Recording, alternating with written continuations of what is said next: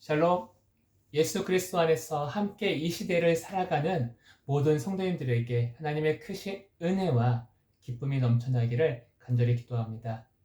저와 저희 가족들은 이제 인도네시아 온 지 거의 4년이라는 시간이 되었습니다. 시간이 정말 빠르게 지나는 것 같습니다.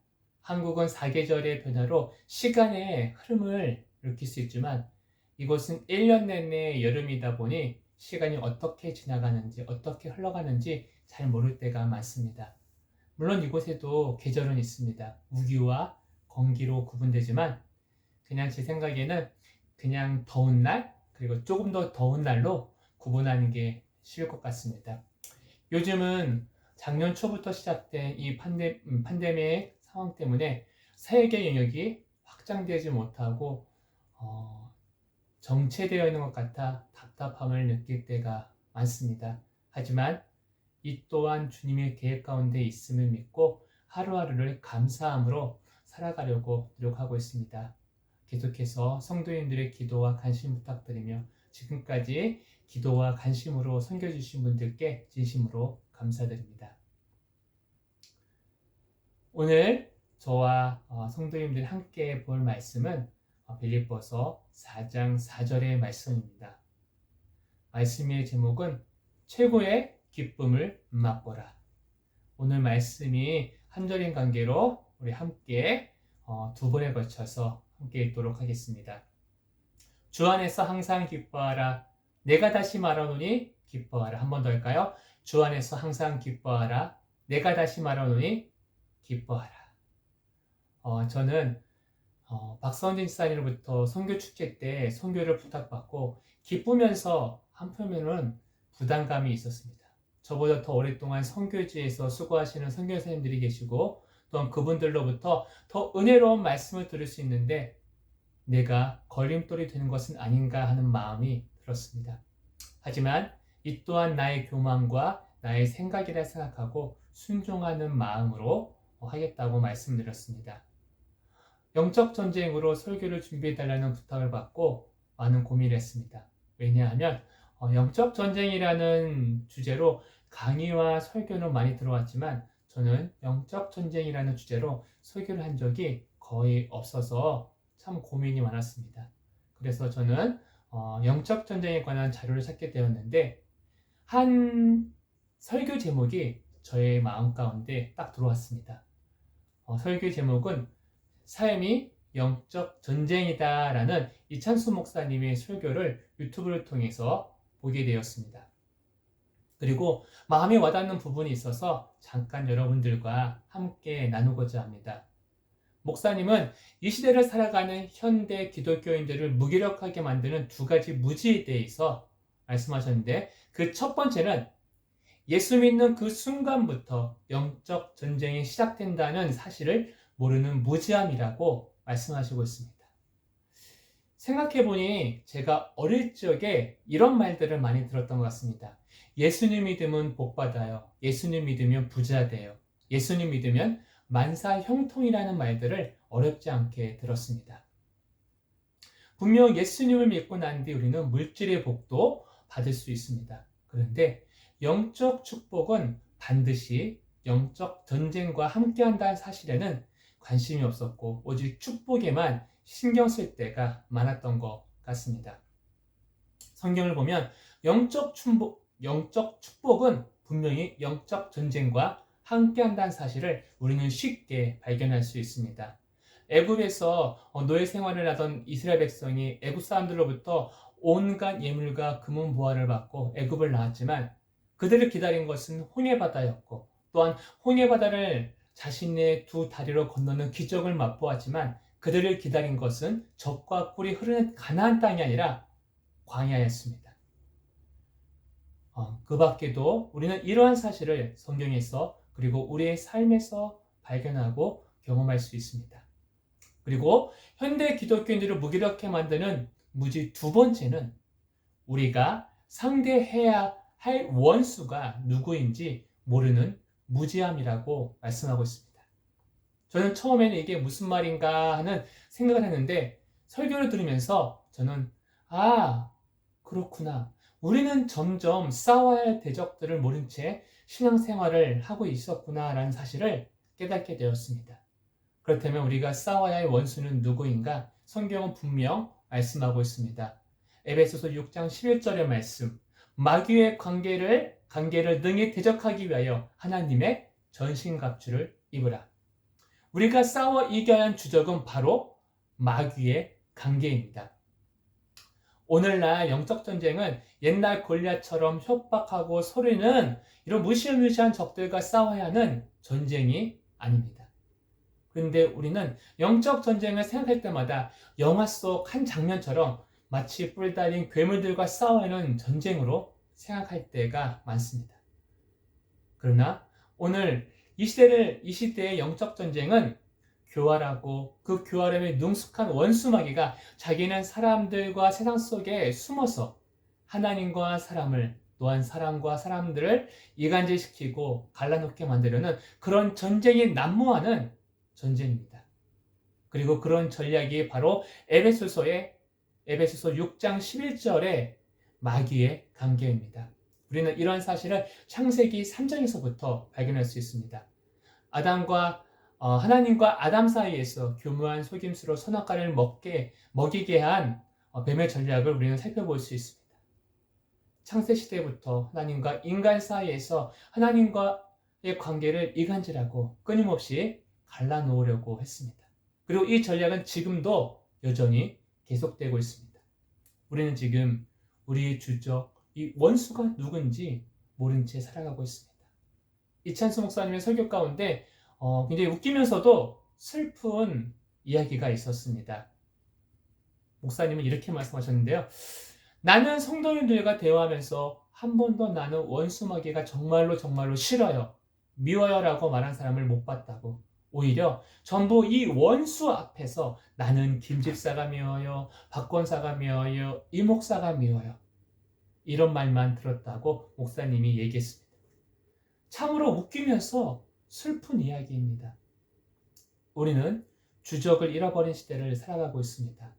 아무리 김집사가, 박권사가, 이목사가, 제가 묘도 그들은 우리가 물리쳐야 하는 원수가 아니라 서로 사랑하고 도와 함께 원수마귀와 싸울 전우이자 가족입니다. 저는 목사님의 설교 가운데 이 부분이 가장 마음에 와닿았습니다. 우리는 언제부터인가 우리의 주적 원수마귀가 아닌 우리의 가족들과 교회의 성도들과 싸우고 있었습니다. 그리고 우리가 품고 섬겨야 하는 세상에 있는 사람들과도 싸우고 있습니다. 우리는 우리의 원수가 누구인지, 그리고 예수를 믿고 난 후 이 영적 축복과 함께 영적 전쟁은 함께하는 것임을 우리는 기억해야 할 것입니다. 그렇다면 코로나 시대를 살아가고 있는 우리는 이 영적 전쟁에서 어떻게 승리할 수 있는지 오늘 말씀을 통해 함께 살펴보고자 합니다. 먼저 우리가 알아야 할 것은 빌립보 교회에 편지를 쓰고 있는 바울의 상황입니다. 빌립보서는 옥중서신이라 불리는 4개의 편지 가운데 한 권입니다. 옥중서신이라 하면 말 그대로 감옥에서 쓴 편지라는 얘기입니다. 바울은 빌립보서를 쓰는 당시 어디에 있었냐면 감옥에 있었습니다. 감옥에 있다는 것은 어려운 상황에 있다는 것이고 기뻐할 수 없는 상황이라는 것을 의미합니다. 그런데 그런 바울이 이 빌립보 교회를 향하여서 강조하는 것이 있습니다. 바로 기뻐하라입니다. 어떻게 바울은 자신은 기뻐할 수 없는 상황 가운데 있으면서 기뻐할 수 있었는지, 그리고 왜 빌립보 교회를 향하여 기뻐하라고 거듭해서 당부하고 있는지 그 이유를 오늘 말씀에서 찾고자 합니다. 왜냐하면 그 이유가 오늘날 우리가 이 영적 전쟁에서 승리할 수 있는 비결이기 때문입니다. 빌립보서를 사람들은 기쁨의 편지라고 부르기도 합니다. 왜냐하면 바울은 끊임없이 빌립보 교회를 향하여 기뻐하라고 말하고 있기 때문입니다. 앞에서 말한 것과 같이 편지를 쓰고 있는 사도 바울의 입장은 결코 빌립보 교회의 성도들보다 나을 것이 없습니다. 생각해보세요. 지금 바울은 어디에 있냐면 감옥에 갇혀 있습니다. 재판을 기다리며 어떠한 결과가 나올지 모르는 상황입니다. 최악의 경우에는 사형을 당할 수도 있습니다. 바울의 현 상황은 결코 기뻐할 수 없는 상황입니다.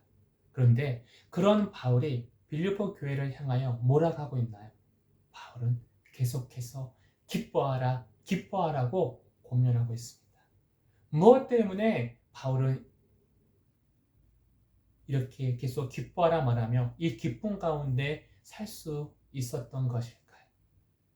오늘 우리가 읽었던 말씀은 비록 한 절이지만 저는 빌립보서 전체를 함께 나누면서 바울이 그럴 수 없는 가운데 기뻐할 수 있었던 이유 4가지를 함께 나누고자 합니다. 첫 번째로는 빌립보서 1장에서 바울은 예수님이 자신의 생명이어서 기뻐하고 있습니다. 19절부터 21절까지의 말씀입니다. 이것이 너희의 강구와 예수 그리스도의 성령의 도우심으로 나를 구원에 이르게 할 줄 아는 고로 나의 간절한 기대와 소망을 따라 아무 일에든지 부끄러워하지 아니하고 지금도 전과 같이 온전히 담대하여 살든지 죽든지 내 몸에서 그리스도가 존귀하게 되려 하나니 이는 내게 사는 것이 그리스도니 죽는 것도 유익함이라. 바울은 예수님이 자신의 생명 되심을 기뻐했습니다. 생각해 보시기 바랍니다. 예수님을 만나기 전에 바울은 어떤 인물이었습니까? 그는 예수님을 따르는 사람들을 죽이고 옥에 가두기를 누구보다 열심히 하는 사람이었습니다. 더욱이 그는 스데반 집사가 유대인들에게 돌로 죽임을 당할 때 바울은 그 자리에서 돌을 던지는 사람들의 옷을 지켜줬고 스데반 집사의 죽음을 당연하게, 너무나도 당연하게 생각했던 사람입니다. 왜냐하면 바울은 자기 생명의 근원을 바로 율법에서 찾았기 때문입니다. 그래서 바울은 예수님으로부터 이런 책망도 들었습니다. 사울아, 사울아, 내가 어찌하여 나를 박해하느냐? 바울은 예전 자신의 모습을 이렇게 표현했죠. 나는 회방자요, 핍박자요, 흉악자이다. 그럼에도 불구하고 예수님은 바울을 찾아오셨고 모든 것을 용서하시고 참 생명과 참 기쁨을 주셨습니다. 그는 예수님의 크신 은혜에 감동받지 않을 수 없었습니다. 왜냐하면 바울은 생수의 근원 되신 예수님을 몰랐던 사람이었기 때문입니다. 더욱이 일반적으로 자신을 박해하는 사람을 용서하고 오히려 사람을 세워주는 경우는 없습니다. 아마 세상의 가치관이었다면 바울은 오히려 더 가혹한 보복을 당했을 것입니다. 그러나 예수님은 바울의 모든 죄를 용서하셨을 뿐만 아니라 하나님의 그 위대한 구원 계획에서 이방인의 사도로 그를 사용하셨습니다. 만약 바울에게 예수님이 생명의 근원이 아니었다면 바울은 예전에 자신이 지은 그들 죄 때문에 늘 예수님의 사랑을 의심했을 것입니다.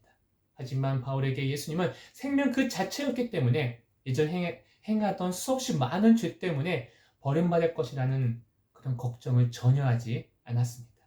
그래서 로마서 8장에 우리의 가슴을 뜨겁게 하는 이 고백을, 이 말씀을 우리에게 전하고 있습니다.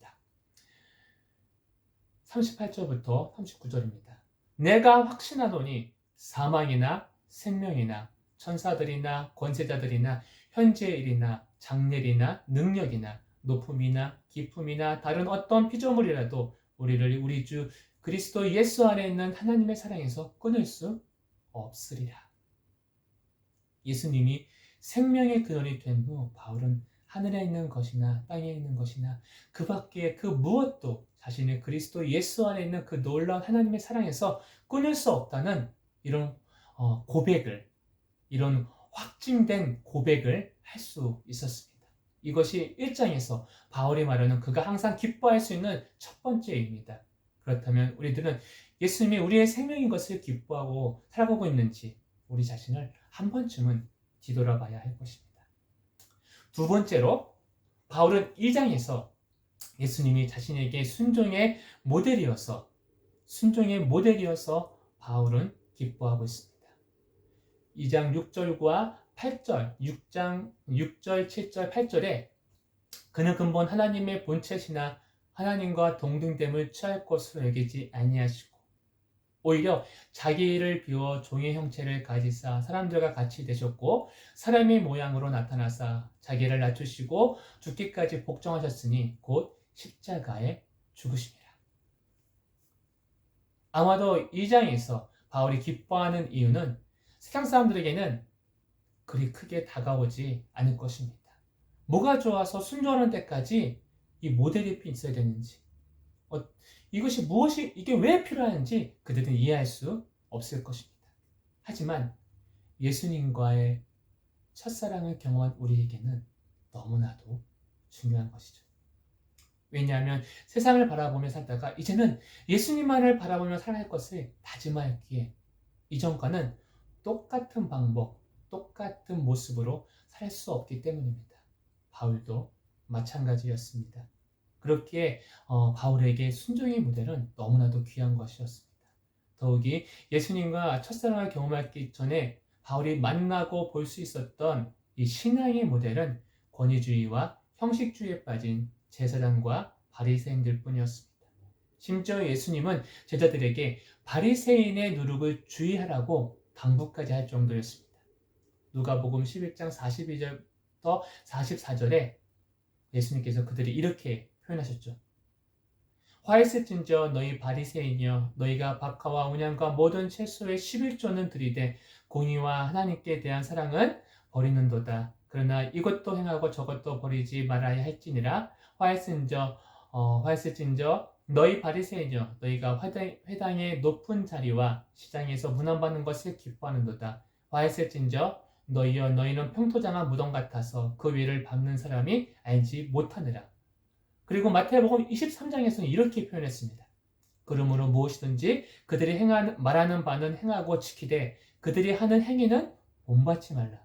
그들은 말만 하고 행하지 아니하며 또 무거운 짐을 묶고 사람의 어깨에 지우되 자기는 이것을 한 손가락으로도 움직이려 하지 아니하며 그들의 모든 행위를 사람에게 보이고자 하나니 곧 그 경문띠를 넓게 하며 옷을 길게 하고 잔치의 윗자리와 회당의 높은 자리와 시장에서 문안받는 것과 사람에게 랍비라 칭함받는 것을 좋아하느니라. 그 당시 많은 종교 지도자들은 사람들에게 존경받기를 좋아했고 유명해지기를 원했습니다. 더욱이 그들은 하나님의 법으로 하나님의 뜻에 순종하였던 것이 아니라 오히려 자기 유익과 자신의 그 권위를 지키기 위한 수단으로 사용했습니다.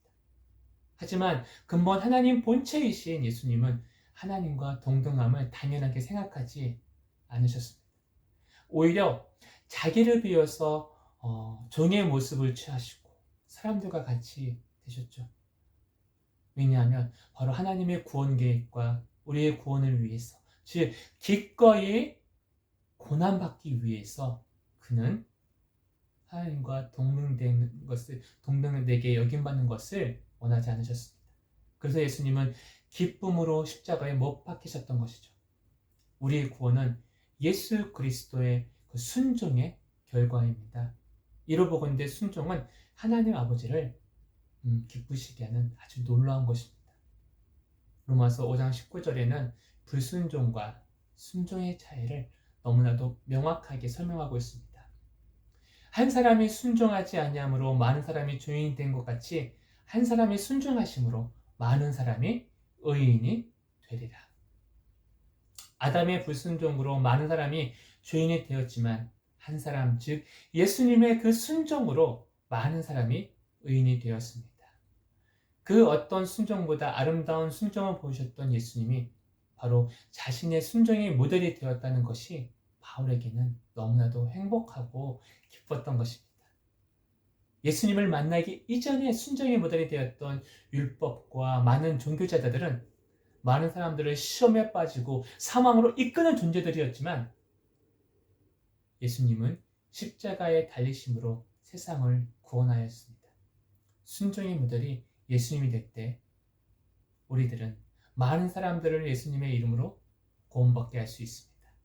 우리는 내가 순종한 이유가 무엇인지 그리고 무엇에 순종하고 있는지 우리의 신앙을 한 번쯤 점검해야 할 것입니다. 세 번째로 3장에서 바울은 예수님이 자신의 삶의 목표여서 기뻐하고 있습니다. 14절과 20절의 말씀입니다. 표대를 향하여 그리스도 예수 안에서 하나님이 이 위에서 부르신 부름의 상을 위하여 달려가노라. 그러나 우리의 시민권은 하늘에 있는지라 거기로부터 구원하는 자 곧 주 예수 그리스도를 기다리노니. 사도 바울은 예수를 만나기 전에 자신이 추구했던 삶의 모습은 어떠했는지 4절부터 6절에 잘 기록하고 있습니다. 그러나 나도 육체를 신뢰할 만하며 만일 누구든지 다른 이가 육체를 신뢰할 것이 있는 줄로 생각하면 나는 더욱 그러하리니 나는 8일 만에 할례를 받고 이스라엘의 족속이요 베냐민 지파요 히브리인 중에 히브리인이요 율법으로는 바리새인이요 열심으로는 교회를 박해하고 율법의 의로는 흠이 없는 자라. 바울이 예수님을 만나기 전에 그의 삶의 목적은 예수님을 따르는 모든 자들을 사라지게 만드는 것이었습니다. 그는 예수님을 따르는 자들을 핍박하고 괴롭히고 감옥에 보내는 일에 온 힘과 열정을 다했습니다. 왜냐하면 그것이 바울이 생각했던 하나님께 충성하는 방법이었기 때문입니다. 3에서 6절에 기록되어 있는 것처럼 그는 율법적으로 온전한 사람이었습니다. 그런데 갑자기 예수를 따르는 추종자들의 가르침은 율법을 삶의 목표로 하던 바울에게 자신의 모든 것을 부정하는 것처럼 보였을 것입니다. 바울은 그들의 행위와 가르침을 용납할 수 없었을 것입니다. 그래서 사울은 예수님을 따르는 자들을 잡아들이기 위해서 다메섹까지 가는 열심을 보였습니다. 하지만 예수님을 만나고 난 뒤 자신의 삶의 목적이 잘못되었음을 깨달았고 14절의 말씀처럼 오직 예수 그리스도 안에서 하나님이 그 위에서 부르신 그 부름의 삶을 위해서 달려가기로 그는 결정했습니다. 근데 우리가 설두에 말씀드린 것처럼 영적 축복은 영적 전쟁과 함께한다고 이미 말씀드렸듯이 삶의 목적이 예수님으로 바뀐 뒤 이 바울을 기다린 것은 수없는 축복이 아니라 수없이 많은 고난과 고통이었습니다.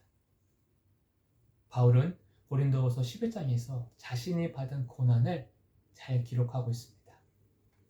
옥에 갇히기도 하고 수없이 맞고 여러 번 죽을 뻔했으며 40에 하나 감화매를 5번이나 맞고 배가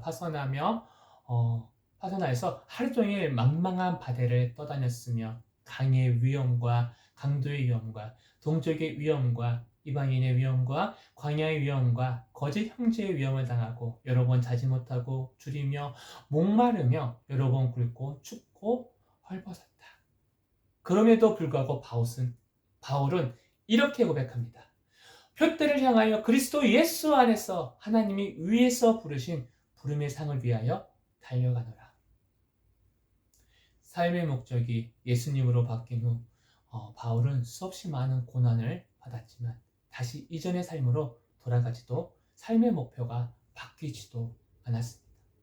왜냐하면 바울은 그 어떤 무엇과도 바꿀 수 없는 기쁨인 예수님을 발견했기 때문입니다. 세상에서 가장 아름답고 경이로운 그 예수님을 세상의 그 어떤 것과도 바꿀 생각이 없었습니다. 그 어떤 고통과 그 어떤 고난도 결코 예수님으로부터 받은 그 기쁨보다 크지 않았기에 기꺼이 이 모든 고난을 기쁨으로 감당했던 것입니다. 바울이 특별히 고난을 잘 이겨내고 감당할 수 있는 체력을 가져서 그런 것이 아니라 바울 안에 있는 그 기쁨 때문에 그는 결코 이전의 삶으로 돌아가지 않았던 것입니다.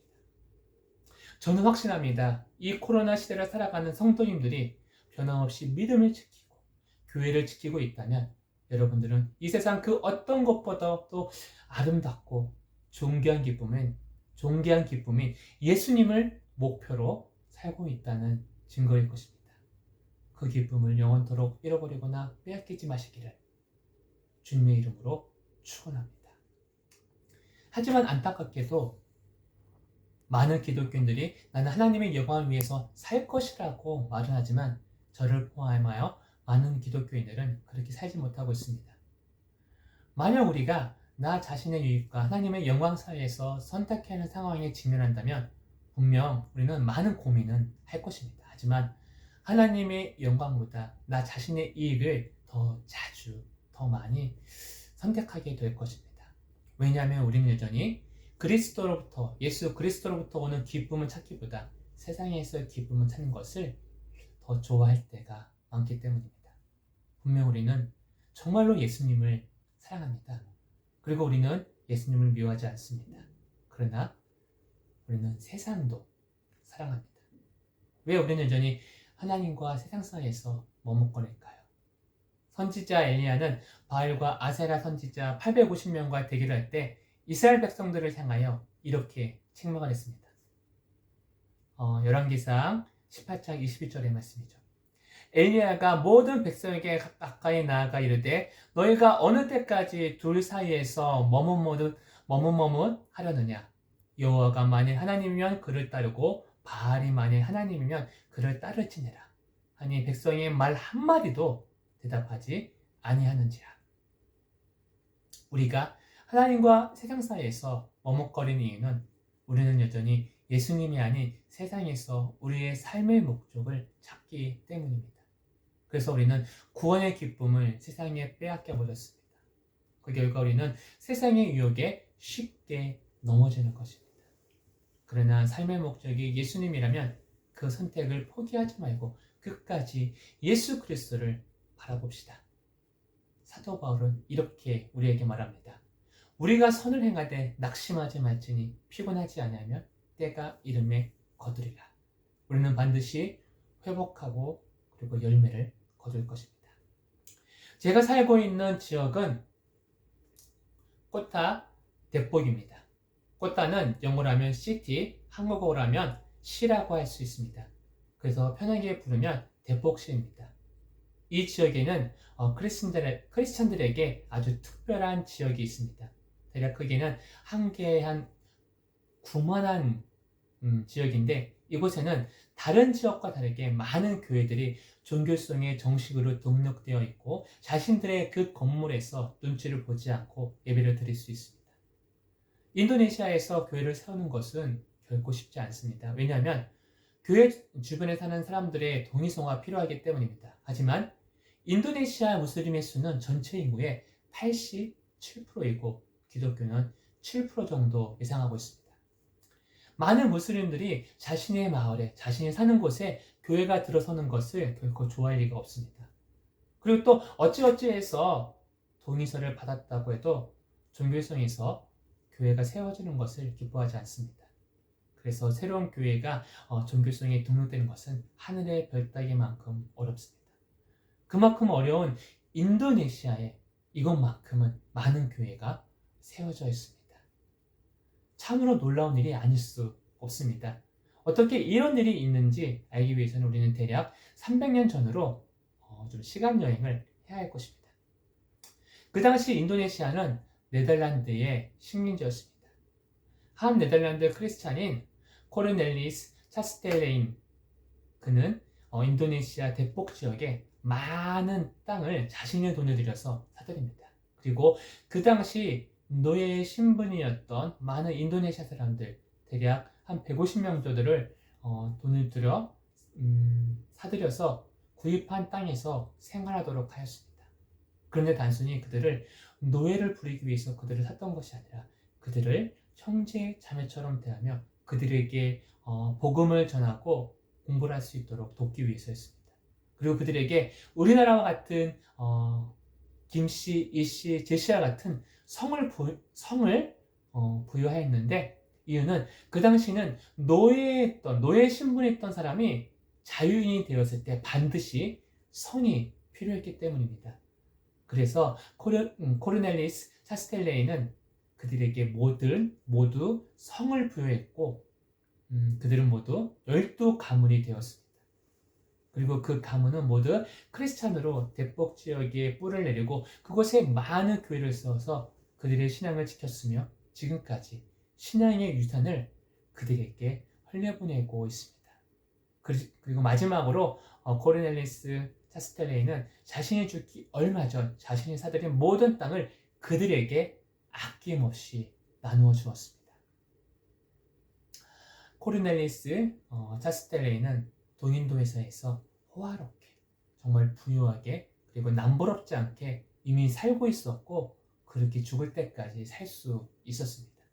그런데 자신의 모든 재산을 팔아 종으로 인생을 마쳐야 하는, 노예로 인생을 마쳐야 하는 인도네시아 사람들 사들이고 그들에게 예수님의 사랑과 그들이 이 땅에서 그리스도인으로 자유롭게 살 수 있도록 복음과 학문을 가르치고 그들에게 시민권자로서 성실을 부여하고 그들이 살아갈 수 있도록 자신이 구입한 모든 땅을 나누어 주었습니다. 만약 삶의 목표가 예수님이 아닌 자신의 유익이었다면 그는 그런 결정을, 그런 믿음의 행동을 하지 못했을 것입니다. 바울에게 예수님이 자신의 삶의 목표여서 기뻐했던 것처럼 그 또한 예수님이 자신의 삶의 목표였기에 아낌없이 섬기고 예수 그리스도의 사랑을 나눌 수 있었던 것입니다. 예수님을 삶의 목표로 하는 사람은 많은 사람을 살리고 하나님의 도구로 그리고 축복의 통로로 사용됩니다. 코르넬리스 테스텔레인이라는 이 한 사람이 대폭이라는 지역을 변화시켰던 것처럼 예수님을 자신의 삶의 목표인 것을 기뻐하는 한 사람은 한 지역을 변화시킬 수 있습니다. 성도님들은 안산을, 저는 이곳을 변화시킬 수 있습니다. 그리고 네 번째로 4장에서 바울은 예수님이 자족의 근원이라서 기뻐하고 있습니다. 11절부터 13절까지의 말씀입니다. 내가 궁핍함으로 말하는 것이 아니라 어떠한 형편에든지 나는 자족하기를 배웠노니 나는 비천에 처할 줄도 알고 풍부에 처할 줄도 알아. 모든 일 곧 배부름과 배고픔과 풍부와 궁핍에도 처할 줄 아는 일체의 비결을 배웠노라. 내게 능력 주시는 자 안에서 내가 모든 것을 할 수 있느니라. 내게 능력 주시는 자 안에서 내가 모든 것을 할 수 있느니라. 이 말씀은 어려움에 직면할 때 특히 우리들을 강하게 만드는 놀라운 힘이 있습니다. 마치 내가 마블 영화에 나오는 히어로처럼 모든 것을 다 할 수 있다는 생각을 가지게 만듭니다. 하지만 이 말씀의 진정한 의미는 11절과 12절에 기록되어 있듯이 어떤 상황 가운데서도 나는 예수님 때문에 만족할 수 있다는 의미입니다. 아무리 기뻐할 수 없는 상황에서도 행복할 수 없는 환경에서도 바울은 만족할 수 있다고 고백하고 있습니다. 그래서 바울은 나는 가난을 이겨낼 줄도 알고 부유를 누릴 줄도 알고 배가 부르거나 배가 고프거나 넉넉하거나 궁핍하거나 어떤 경우에도 만족하는 법을 배웠다고 고백합니다. 왜냐하면 바로 능력 주시는 그분, 바로 예수 그리스도 때문입니다. 여기서 바울은 가난과 배고픔뿐만 아니라 부유함과 배부름까지 함께 언급하고 있습니다. 사람은 배가 부르거나 많은 것을 가졌다고 만족하지 않습니다. 오히려 가진 자들이 더 부족함을 느낍니다. 이 말씀의 뜻은 우리는 결코 만족할 수 없는 존재라고 바울은 설명하고 있죠. 그런데 바울은 만족할 수 있는 일체의 비결을 배웠다고 고백하고 있습니다. 바울의 자족하는 마음은 바로 예수 그리스도로부터 왔습니다. 그 사실을 바울은 기뻐하는 것이죠. 물론 세상으로부터 오는 기쁨으로도 우리는 어느 정도 만족할 수 있습니다. 하지만 그것들은 결코 영원하지 않습니다. 내 눈앞에서 기쁨을 주는 요소들이 사라지면 기쁨 또한 똑같이 사라집니다. 하지만 예수님은 영원합니다. 아멘. 예수님부터 오는 만족은 변하지 않고 사라지지도 않습니다. 영원합니다. 그렇게 바울은 환난 가운데서도 기뻐할 수 있었던 것입니다. 바울은 이 엄청난 보물을 발견했기에 옥에 있는 동안에도 기쁨으로 모든 환난을 인내하며 이겨낼 수 있었습니다. 오직 예수님만이 우리의 모든 만족을 채워주시는 유일한 분입니다. 고린도후서 3장 5절에 우리가 무슨 일이든지 우리에게서 난 것 같이 스스로 만족할 것이 아니니 우리의 만족은 오직 하나님으로부터 나느니라. 우리가 예수 그리스도를 우리 만족의 근원으로 여길 때 아무리 세상이 우리를 핍박해도 돈과 명예로 우리를 유혹해도 우리는 이겨낼 수 있습니다. 물론 쉽지 않은 길입니다. 그럼에도 불구하고 많은 믿음의 선배들이 주 안에서 기뻐하는 비결을 터득한 것처럼 우리들도 주 안에서 만족할 수 있는 주의 자녀가 될 것입니다. 우리 하나님은 사모하는 영혼에게 만족을 주시고 배고픈 이에게 좋은 것으로 채워주시는 그런 분입니다. 말씀의 결론 부분입니다. 바울은 주 안에서 기뻐하는 비결을 터득했습니다. 그리고 자신이 터득한 비결을 빌립보 교인들에게 가르치고 있습니다. 주 안에서 기뻐하라. 참 쉬운 말 같지만 이 말씀을 우리 가슴에 새기는 것은 쉽지 않은 것 같습니다. 왜냐하면 우리가 기뻐하는 이유가 너무나도 다양하기 때문입니다. 우리가 기뻐하는 이유가 무엇인가요? 우리가 슬퍼하는 이유가 무엇인가요? 우리가 근심하는 이유가 무엇일까요? 우리가 환난 가운데서도 슬픔 가운데서도 기뻐하지 못한 이유는 우리의 기쁨의 근원이 바로 예수님이 아니기 때문입니다. 우리의 기쁨의 근원이 예수님일 때 우리는 슬픔 가운데서도 환난 가운데서도 우리는 기뻐할 수 있습니다. 고난과 고통에 함몰되지 않을 것입니다. 기쁨의 근원이 예수님일 때 우리는 넘어질 수는 있어도 결코 포기하지 않을 것입니다. 왜냐하면 우리의 마음에 이 기쁨의 근원인 예수님이 바로 있기 때문입니다. 하박국 선지자는 이렇게 고백했습니다. 비록 무화과 나무가 무성하지 못하며 포도나무에 열매가 없으며 감람나무에 소출이 없으며 밭에 먹을 것이 없으며 우리의 양이 없으며 외양간에 소가 없을지라도 나는 여호와로 말미암아 즐거워하며 나의 구원의 하나님으로 말미암아 기뻐하리로다.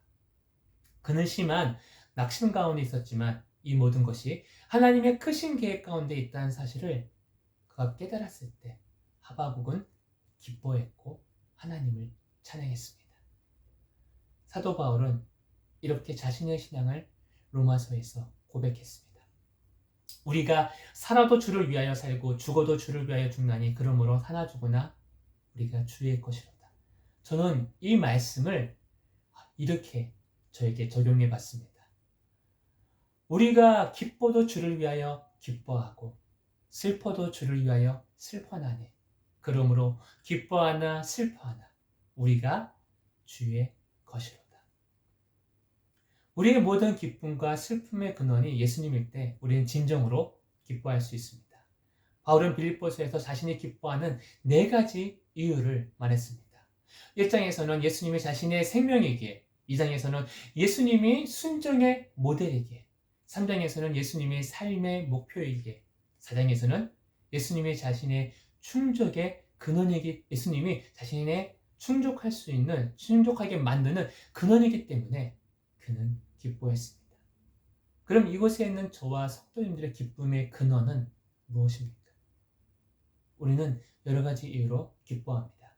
사랑스러운 자녀들의 재롱을 통해서 생각지 못한 돈이 생겼을 때, 또는 해결이 불가능한 문제들이 너무나 쉽게 해결될 때도 우리는 매우 기뻐합니다. 우리에게는 기뻐할 수 있는 이유가 참 많습니다.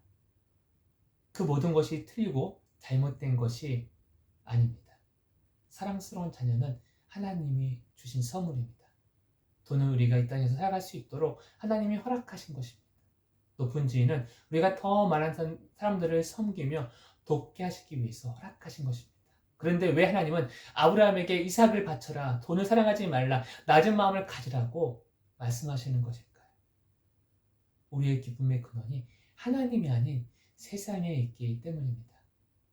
그래서 바울은 빌립보 교회를 향하여 그리고 우리들에게 세상이 아닌 예수님에게서 기쁨을 찾으라고 계속해서 강조하고 있는 것이죠. 바울은 왜 끊임없이 빌립보 교회를 향하여 예수 그리스도 안에서 기뻐하라고 거듭 이렇게 말하면서 이것은 결코 수고로움이 아니라고 말하고 있는 것일까요?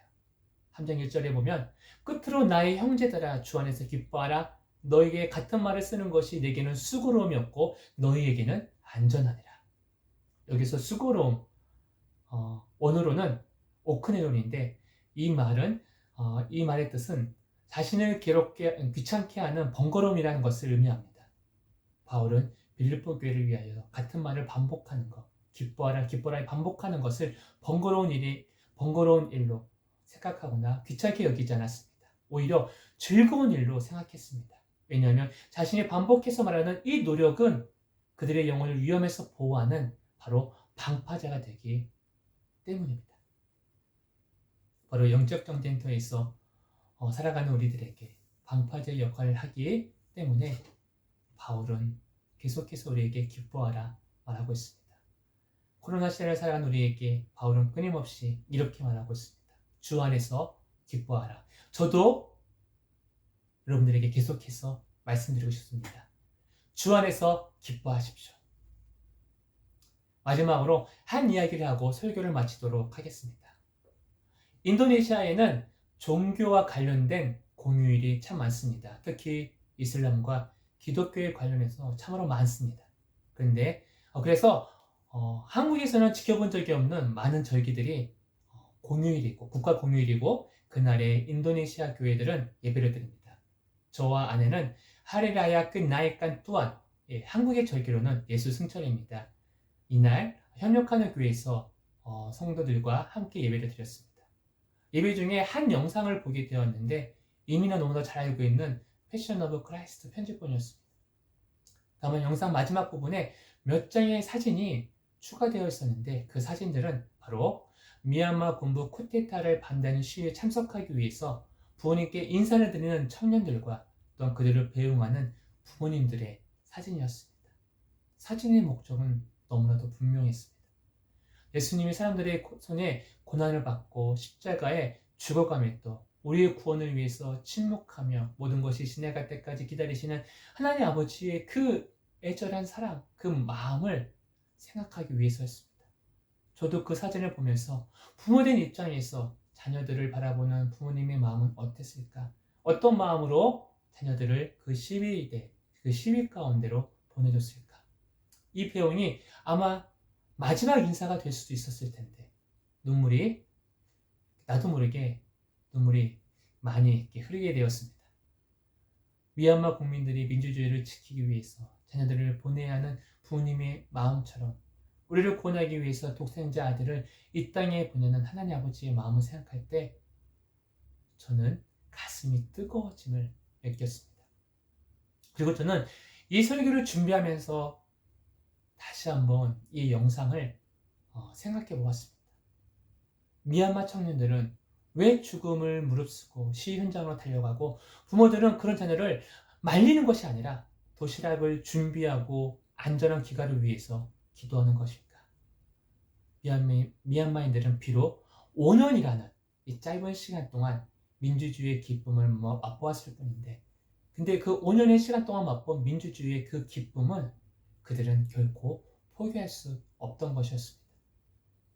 다시 이전의 아무런 시대로 돌아가는 것을 결코 원하지 않았습니다. 그래서 그들은 그 민주주의를 지키기 위해서 죽음을 무릅쓰고 쿠데타 반대 시위 현장으로 나아갔던 것이고 부모님들은 눈물을 흘리며 배웅할 수밖에 없던 것입니다. 그러면서 저는 교회와 나 자신을 생각해 보았습니다.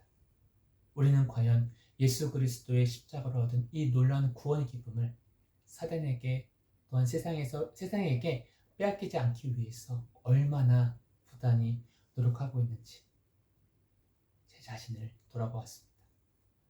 우리는 예수님과 첫사랑을 경험했고 구원의 기쁨을 맛보았습니다. 세상의 그 어떤 것과도 비교할 수 없는 놀랍고 아름다운 기쁨을 우리는 선물로 받았습니다. 죽을 수밖에 없던 우리가 사망의 노예로 살아갈 수밖에 없었던 우리가 이 엄청난 선물을 받았음에도 우리들은 이 구원의 기쁨을 우리의 대적 마귀로부터 지키고 빼앗기지 않기 위해서 어떤 노력을 했는지 회개하지 않을 수가 없었습니다. 현대 기독교인들은 무기력하게 만드는 두 가지의 무지, 즉 영적 축복은 영적 전쟁과 함께한다는 사실을 모르는 무지, 우리가 상대할 원수가 누구인지 모르는 무지라고 했습니다. 우리가 무기력하게 영적 전쟁에서 무너지는 이유는 우리가 예수님의 십자가로 얻은 이 놀라운 구원의 기쁨이 아닌 물질의 축복에 더 관심을 가지고 있었고 우리가 상대할 원수가 누구인지 알지 못했던 이유는 우리가 구원의 기쁨에 관심이 없었기 때문입니다. 그래서 우리의 주족을 상대하기보다 우리가 사랑하고 우리가 섬겨야 할 이들을 공격했던 것입니다. 우리는 구원의 기쁨을 맛본 자들입니다. 바울이 빌립보서에서 자신이 기뻐하는 4가지 이유를 들어 설명했죠. 예수님이 생명이기에, 순종의 모델이기에, 삶의 목표이기에, 자족의 근원이기에.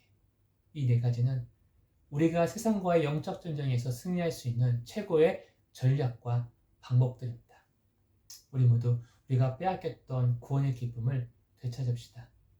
예수님은 우리의 생명입니다. 예수님은 우리의 순종의 모델입니다. 예수님은 우리의 삶의 목표입니다. 예수님은 우리가 만족할 수 있는 유일한 길입니다. 우리는 이미 구원의 기쁨을 맛본 자들이고 우리 안에는 이미 이 놀라운 기쁨이 있습니다. 세상으로부터 오는 기쁨은 영적 전장에서 승리할 수도 우리의 갈망을 채울 수도 없습니다. 만약 우리가 세상에서 기쁨을 찾고자 한다면 우리는 결코 이 전쟁에서 승리할 수 없습니다. 우리는 이미 구원의 기쁨을 소유한 하나님의 자녀입니다. 예수님은 우리의 구원을 위해서 당시 수치스러운 것으로 여겼던 십자가형으로 기쁨을 받아들이셨습니다.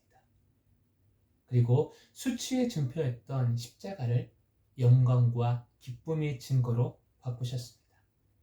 우리가 영적 전쟁에서 승리하는 비결은 다른 것에 있는 것이 아닙니다. 늘 예수님을 바라보는 그 믿음이며 예수 그리스도로 말미암아 받은 이 구원의 기쁨을 날마다 생각하며 주 안에서 이 기쁨을 날마다 맛보며 느끼는 것입니다. 저는 기쁨의 동산교회 모든 성도님들이 날마다 이 기쁨, 이 최고의 기쁨을 날마다 누리며 맛보시기를 주님의 이름으로 축원합니다.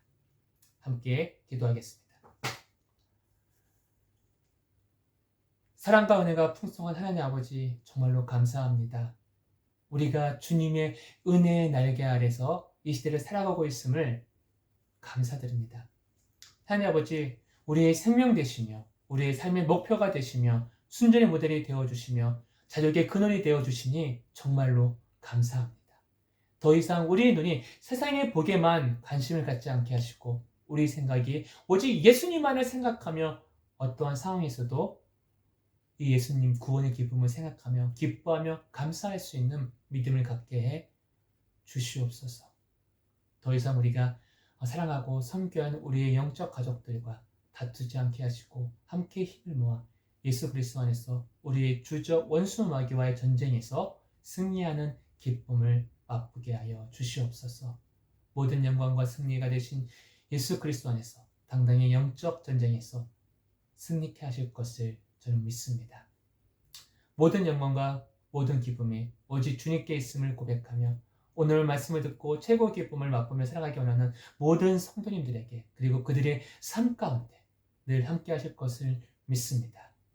우리의 고백이 주 안에서 기쁨이 되기를 원하며 이 모든 건 예수님의 이름으로 기도합니다. 아멘.